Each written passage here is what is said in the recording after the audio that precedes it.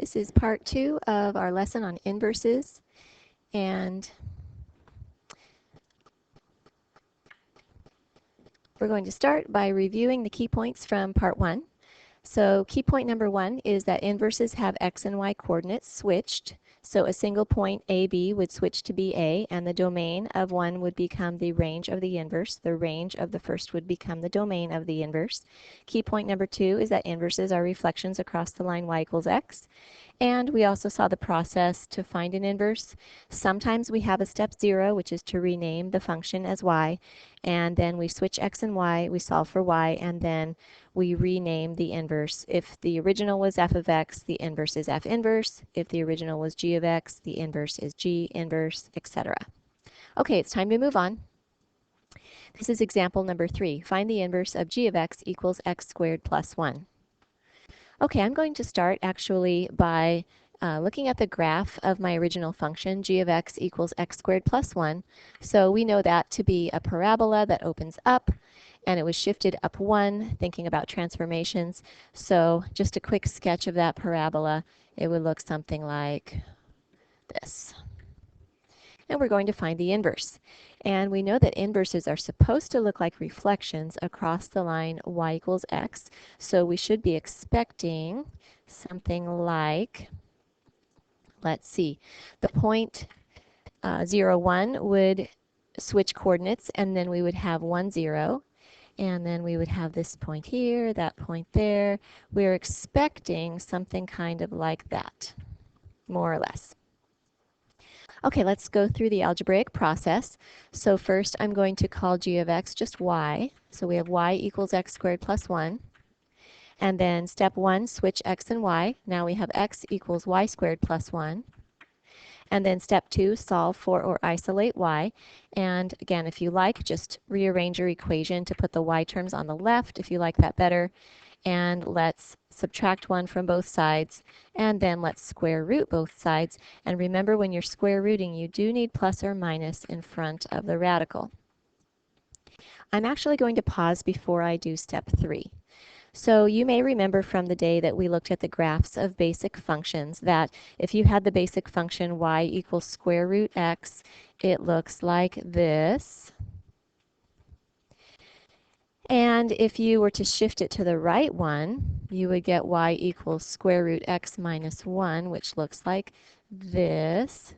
And I believe that is what we're seeing over here on this inverse. This is the part that corresponds to the positive square root. And then we also know from our study of transformations that if you multiply by a negative, you'll have a reflection across the x-axis. So that is the part that looks like this.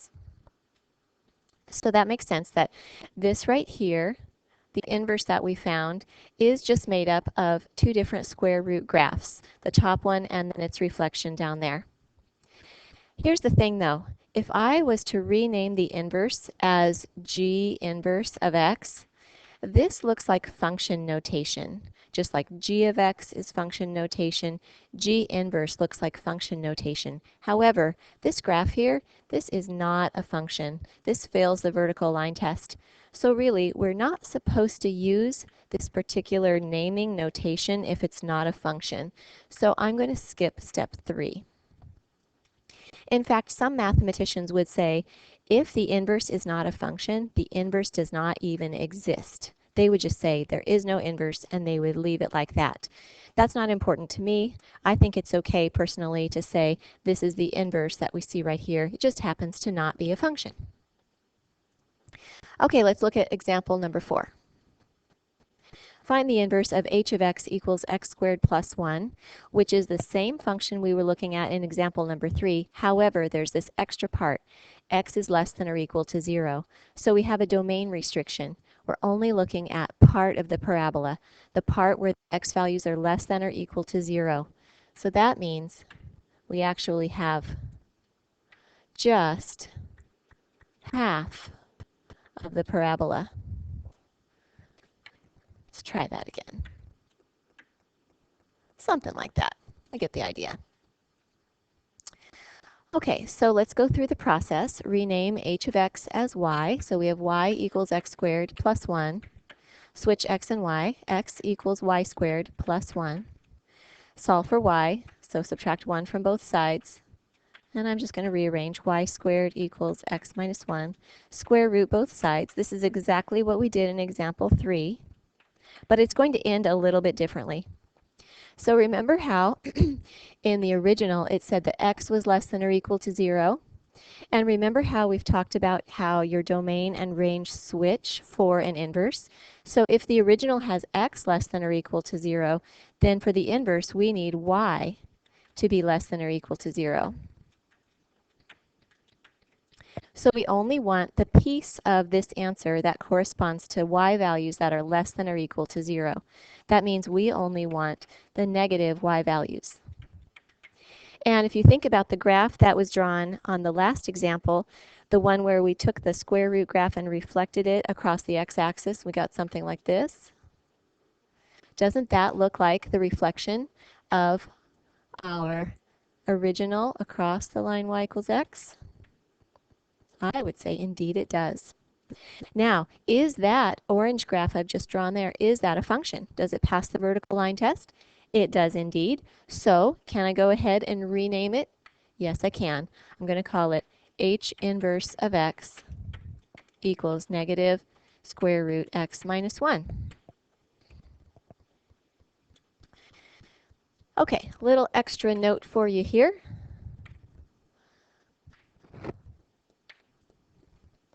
I'll drag it back over a little bit. For a function's inverse to also be a function, the original must pass the horizontal line test.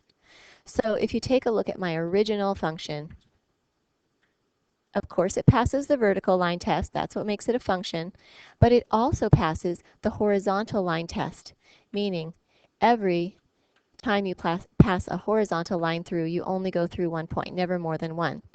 Well, then when you find the inverse, you're going to take all those horizontal lines and flip them into vertical lines. It will pass the vertical line test, the inverse will, if the original passed the horizontal line test. A function that passes the horizontal line test is known as a one-to-one function. A little bonus information for you there. Okay, here's key point number 3. If f and g are inverses, then f of g of x equals x, and g of f of x equals x. Remember f of g of x, or also written as f of g, g of f of x, g of f. We're talking about function composition, one function inside another. Well, what happens when you have inverses is the inverse operations cancel, a plus 1 and a minus 1, a times 2 and a divided by 2. And because of that canceling, you're expecting only to have x left after you've done composition. So here's example 5. Use composition to verify that y equals 2/3 x plus 1 and y equals 3/2 x minus 3/2 are inverses. You might recognize these functions from example number 1 that we did in the first video, and we know they're inverses. We're just being asked to verify or prove that they're inverses through this process. So here's what it looks like. Suppose I call this one f of x, and suppose I call this one g of x.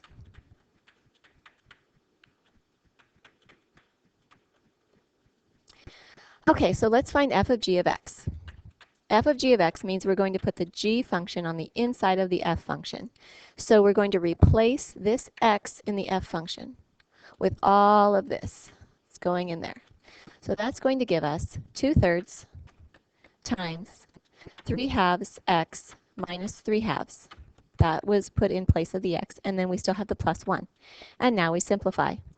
So distribute. 2/3 times 3/2 is 1, so that gives us 1x. Again, 2/3 times 3/2 is 1, so that gives us minus 1. And then we have the plus 1.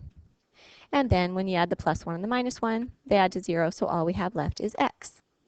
And then for the second half of the verification, g of f of x, we're putting the f function inside the g function. So not this anymore, the other way around.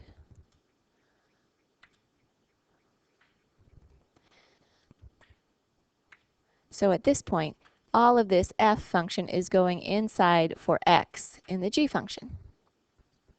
So that's going to look like 3/2 times 2/3 x plus 1 minus 3/2. And now we simplify. So distribute your 3/2. 3/2 times 2/3 is 1, so we have 1x. 3/2 times 1 is 3/2.